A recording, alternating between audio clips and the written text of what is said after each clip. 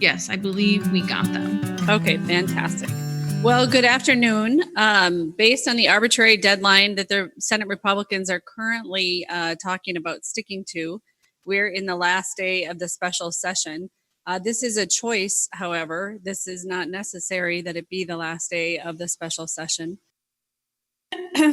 We came into this special session looking to find as many agreements with Republicans as we could. There are 4 important areas we have to take action on. The first one is COVID-19. We are still in a pandemic. There is still an emergency afflicting many parts of our state operations. Second, we have important unfinished business from the regular session. The COVID-19 pandemic interrupted the regular session. Third, we have to do something on police accountability and reform. The tragic murder of George Floyd on May 25th changed the entire legislative agenda. There is no way for us to look away from this injustice and to not do the work that thousands of Minnesotans and millions of people around the world are demanding that governments take up. And the fourth thing we have to do is we have to take care of the economic devastation in Minneapolis and St. Paul and other affected communities that followed the civil unrest after George Floyd's murder. There is no reason to leave before the work is done. I really focus on keeping things productive and a positive working relationship. And I don't engage in unnecessary attacks. I try to stick to the topics. But I am really looking for willing participants on the Republican side of the aisle to come to the table and agree to take the time that we need to take to get agreements. It is the easiest thing in the world to walk away and to say, let's take it to the election. That is the easy out for politicians. No, let's not stay here and do the work. Let's not work through our disagreement. Let's say what we stand for and we'll take it to the election. When we take things to the election, we flush time down the toilet, time that Minnesotans don't have. They need us to address COVID-19 right now. They need us to agree on a bonding bill right now.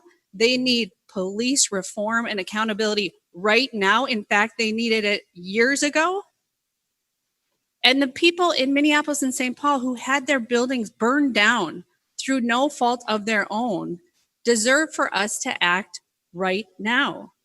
At the very least, Republicans should stay until midnight, the deadline that they themselves created, and work with us to get every single thing we possibly can get done. If they would just stay a few more days, we could get some amazing things done. We heard on the House floor yesterday, House Republicans really want to engage. Republicans really want to do something on police reform and accountability. Democrats really want to do something on police reform and accountability. We have to go to a table and we have to negotiate.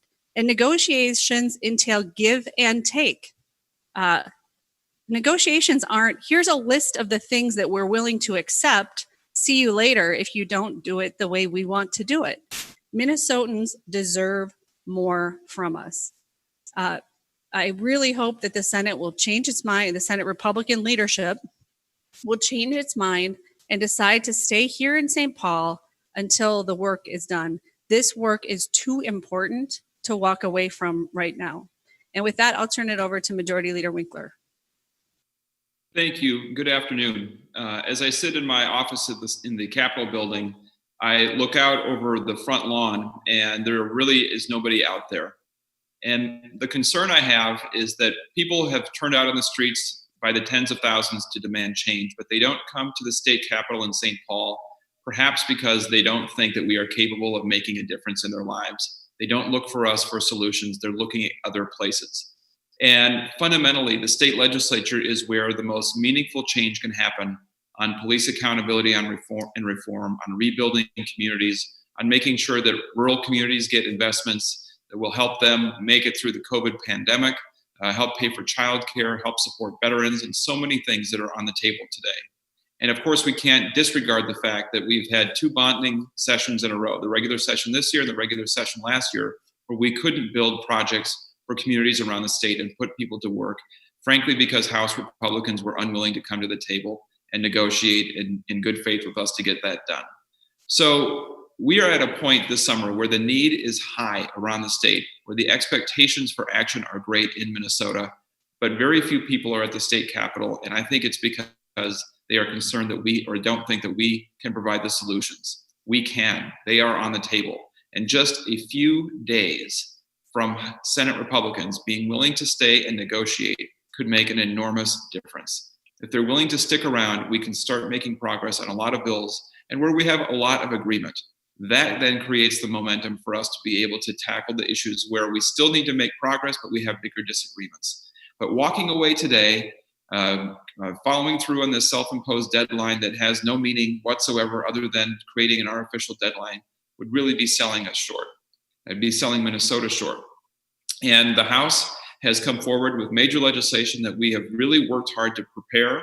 Our members have been dedicated in the last week, frankly, to get bills through committee in rapid order, have robust discussion, meaningful public input, and have really put their sweat, blood, and tears into getting these bills ready to meet an artificial deadline from the Senate. It's time for the Senate to come to the table in good faith like we have and help us move this forward. And with that, I will turn it over to Leader Kent.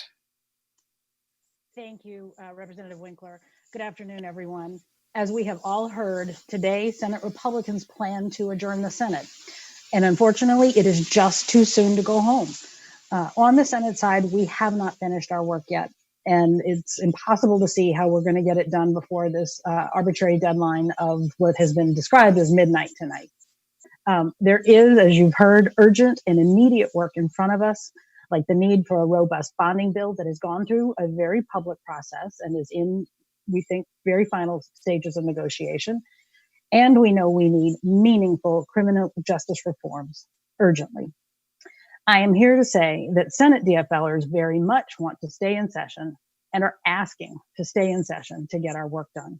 There is no reason that we need to adjourn today. There's nothing stopping us from continuing to do the work for as many days as are needed, other than this arbitrary deadline from Senate Republicans.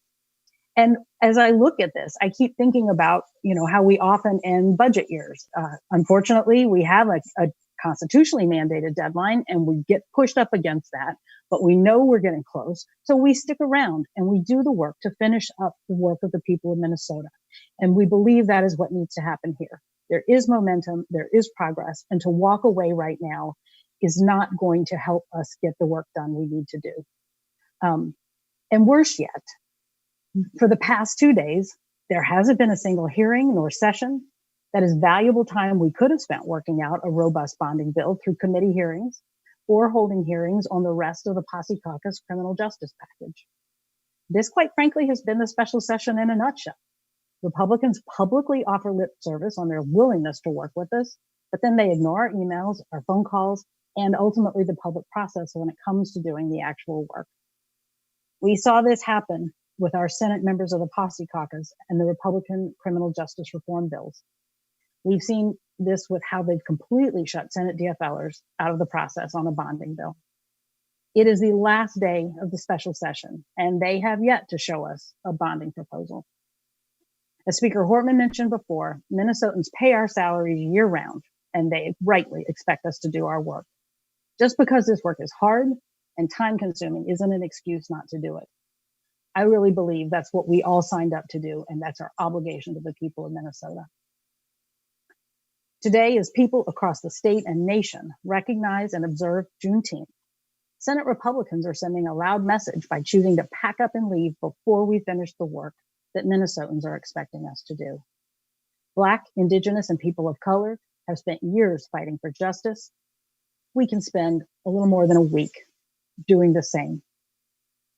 And the least we can do as elected officials is pass meaningful legislation that actually holds institutions accountable and bring justice to the Black community and communities of color across the state. If we need to stay for more than a week to do that work well, then it is absolutely our job to do so. And with that, we'll open it up for questions. So the first question that we have here is from Kevin Featherly. In the spirit of give and take, what are you willing to give up in the police accountability bill to get it passed, if anything? I am not going to negotiate Chair Mariani and Chair Moran's bill, But we did what is the normal thing that people do in the legislature, just little schoolhouse rock. In order for a bill to become a law, it has to pass through the House and the Senate. And if there are differences, it has to go to a conference committee. And then those differences are resolved. It gets repassed in the House and the Senate. The Senate sent us a bill we found unacceptable and incomplete on police reform and accountability, and we put our version on. Now, the normal thing that happens in legislatures around the globe is if the Senate doesn't agree, they can refuse to concur, and that bill will go to conference. And in that conference committee, Chair Moran, Chair Mariani, Chair Limmer, Democrats in the Senate, Republicans in the House can work out the differences. You know, the irony there is that on Tuesday, before the Senate decided to go in and start firing missiles at the House, there was a meeting set up for the criminal justice reform leaders. And you know why the senators couldn't go? Because they had to return to their regularly scheduled missile launch. That was a choice. They did not need to go to the Senate floor, pass bills that they hadn't had time to talk to their Senate DFL colleagues about, pass bills that they had wholly inadequate engagement with the public on, and to literally walk away from the negotiating table. And then the next question we have here is from Stephen Joyce. His question is, if the state Senate adjourns without passing meaningful legislation on police reform, how will this affect the state elections in November? There's a whole lot of time between now and the elections. I'll let Senator Kent take that, but boy, it doesn't look good. You know, when I listen to members of my caucus, what I know is that we have all seen a change in communities around the state. George Floyd's murder in Minneapolis has made a difference that I think has resonated with all of us in a deep and profound way. I don't want to put this in the context of elections. I want to talk about listening to the people of Minnesota. And the people of Minnesota saw something that is very wrong, and they understand it fundamentally needs to be fixed. And while the Senate Republicans offered some bills that they wrote up by themselves, without consulting with any stakeholders, and certainly not without consulting any of the people of color in the Minnesota Senate, they don't go far enough. And we understand you can ban chokeholds all you want. They've been banned in communities around the country and around our own state. But until you have actual consequences and accountability, it doesn't make a difference, really. And that's what we're looking for, is something that makes a difference. And that's what the people in Minnesota are looking for. And I believe that the Senate Republicans are judging this wrong if they think they can just walk away from this today and in the long run and not feel like there's going to be a response from the people of Minnesota. And our next question is from Shannon. She said, Senator Gazelka said the House broke the deal on the federal stimulus money for local governments by amending it to include supplemental spending. Why make that choice? Well, first of all, the question assumes facts, not in evidence. We had a deal, all right. The four leaders had a deal. And the deal was to address COVID-19 related matters and unfinished business from the regular session. The matters that were taken up on Friday were fully agreed to by the four leaders. Senator Kent and I understood that Republicans felt that they had no choice but to have a knockdown drag out on the governor's emergency executive powers. And the deal was broken by Senate Republicans when they decided on Tuesday to, instead of proceeding under the way we had been proceeding, pursuant to agreement of all four leaders of what was coming up on each of the floors, and an agreement to let each other know which bills we were sending and work together on those bills, the Senate decided to start firing missiles. So there certainly was a deal on how the local government aid would be allocated. That deal was completely fulfilled, but that was part of a larger set of discussions on unfinished business from the regular session. And when the Senate decided to push across the table a list of demands to the House and not engage in negotiations, they are the individuals who walked away from the deal and who walked away from negotiations. And the next question is from Jessica. If I can just jump in on that really quickly, I just want to reinforce what the speaker said, because I was part of those conversations. And in fact, the decision to change the agenda on Friday was made after 10 o'clock on Thursday night. And so we didn't know, and we thought we knew what we were going to do. We thought there was an agreement on how we were going to proceed, and that agreement was changed after 10 o'clock on Thursday night, and with no transparency, certainly with no agreement with any of the other members of leadership in any of the caucuses. Yeah, I mean, not that you guys need the ins and outs at all, but the first time the agreement was broken was Thursday night last week, and the second time the agreement was broken was on Tuesday. We don't need to be firing missiles at each other. We can come to agreements and pass bills. You've seen us pass bills in 10 minutes when there's an agreement. And we've done it multiple times this special session. And every single bill this special session could have and should have been that way. So the next question is from Steve Karnowski, who's asking, how do you expect the rest of the day and evening to unfold? Really the ball is in the Senate Republicans' court. They can make a determination at this point in time whether they're going to walk out on Minnesotans, whether they're going to leave early and leave the work incomplete, or whether they're going to stay. Just because we stay in special session doesn't necessarily mean they all need to be here at the Capitol from 6 a.m. to midnight all through Saturday and Sunday. So if people have some special Father's Day plans, they can still accommodate those things. If there are some members who need to travel on family vacations or things like that, we don't need every single individual here in the building to do the work.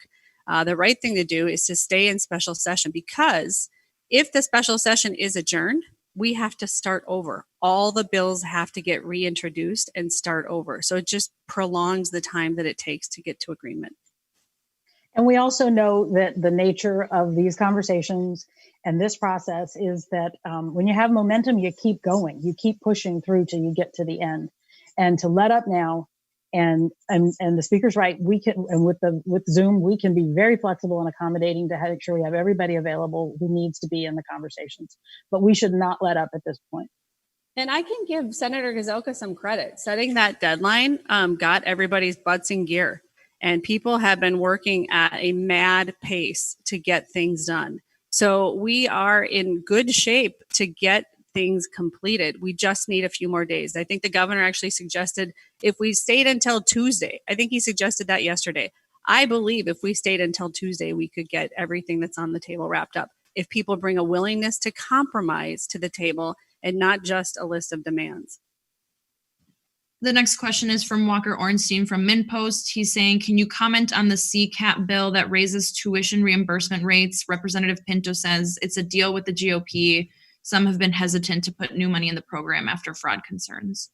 Yeah, this was a deal with all four caucuses. Representative Mary Franson had an actually, I think, innovative idea on how to resolve the CCAP issue in a way that Republicans could live with. And I know Senator Karen Housley, I believe Senator Kiffmeyer, Senator Benson, all had conversations with Representative Pinto. And I'm sure that there was somebody representing the Senate DFL caucus, though I don't know who that was. Yes, that was an agreement between all four caucuses. The next question is from Esme Murphy. She's asking, are there any discussions about another special session, and when would it be? Next week, next month? Or do you have any optimism that something could be worked out then when nothing has been worked out this session? Well, we have a lot of hours left in the day. You have seen many last days of session where a lot of things happen. And remember, midnight is arbitrary and unnecessary as a deadline. So we can do a lot in the next 12 hours. I have a lot of optimism that things can get done. We really are not that far apart in so many different areas. The bonding bill, the tax bill that Republicans demand in exchange for a bonding bill. Representative Doubt and Governor Walz have had some very promising conversations on executive authority, as far as I understand. So there are things that we can do with regard to criminal justice reform. That'll be a very difficult negotiation, but it is a negotiation that absolutely has to begin and has to happen. And then the next question is from Theo Keith. Theo, do you want to ask your question? Yes, thank you. Hi, Speaker. I'm wondering, with respect to your comments just now, that there are a lot of hours left in the day. Your phrase of this news conference so far seems to be launching missiles.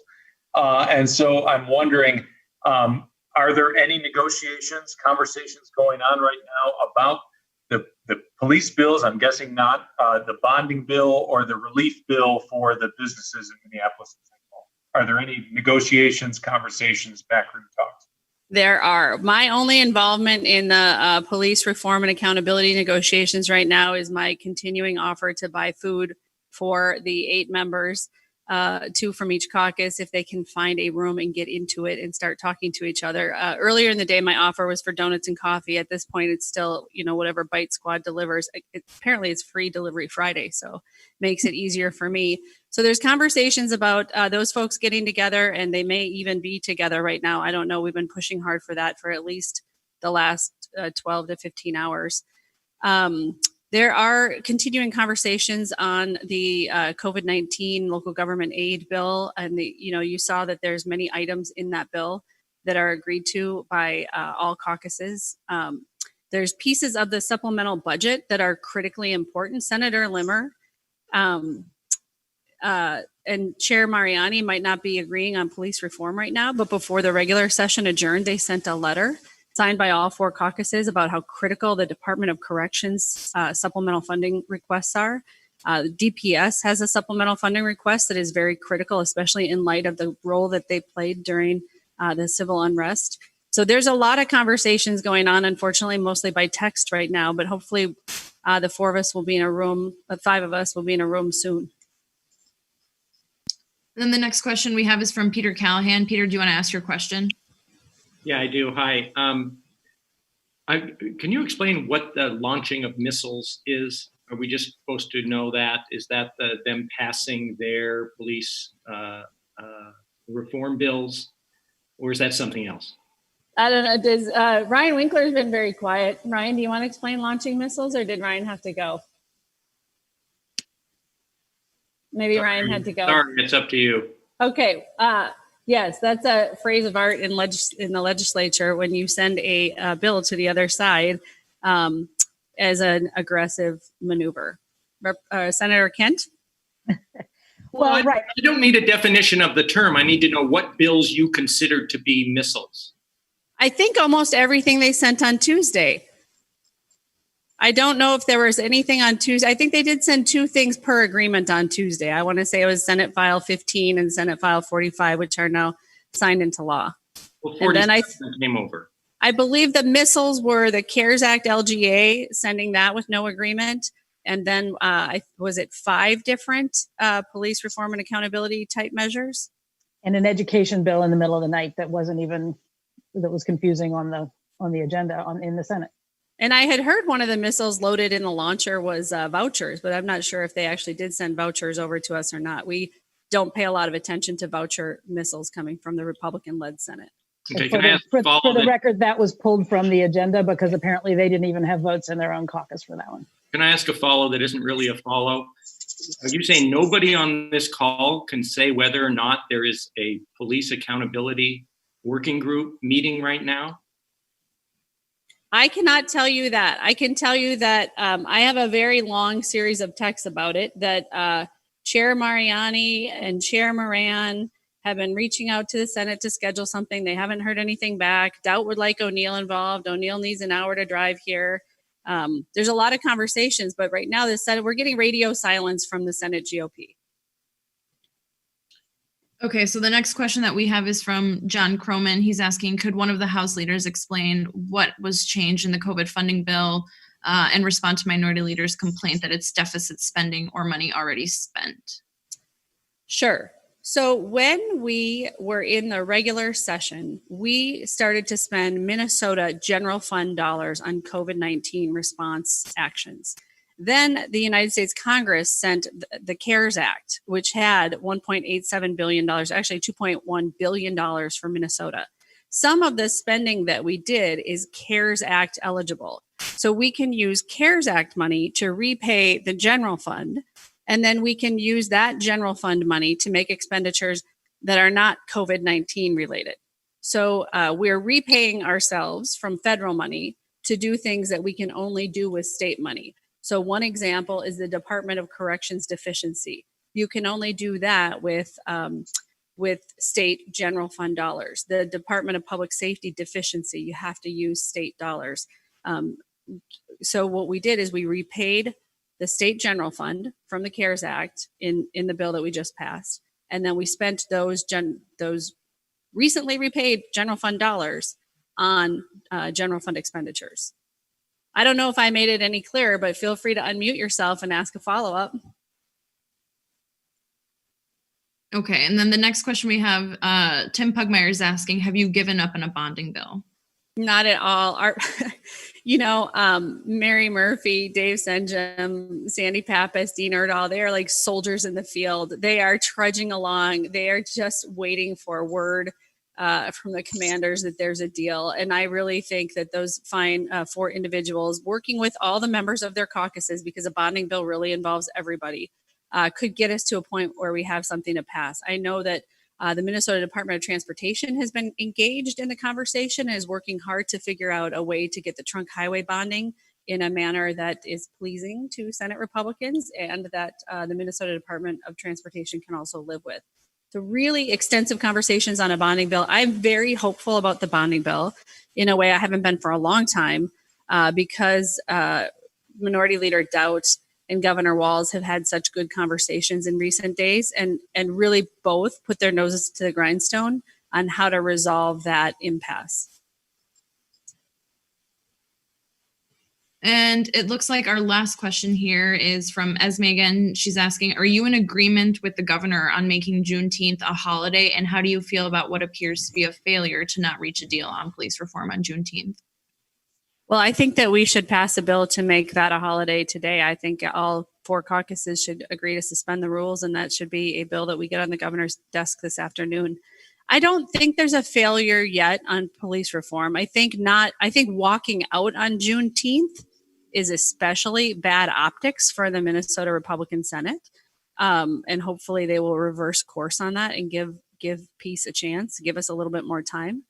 But the police reform and accountability issues are tough. They are complicated. They are not issues that can be resolved, that anybody can reasonably expect be resolved in a week. At this point in time, major reform is called for. We're at a unique moment in history. I mean, the world has not reacted this strongly to racial justice issues since I think probably 1968.